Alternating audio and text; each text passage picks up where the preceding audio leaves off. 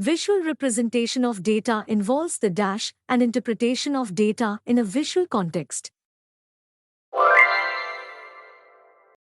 The primary goal of data visualization is to dash complex data in a clear and understandable manner.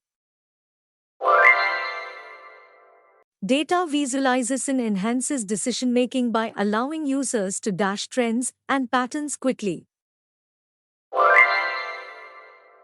Effective data visualization tools can turn dash datasets into actionable insights.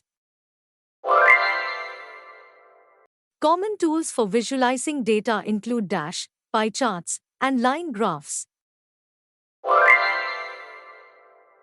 Data visualization can be static or dash, with the latter allowing for interactive exploration of data. A histogram chart is used to show the distribution of a dash variable over a set of intervals. In a histogram, the dash represents the intervals or bins, while the height shows the frequency. Shapes in data visualization can represent different dash or categories of data. Using different shapes can help to dash between data points in scatter plots.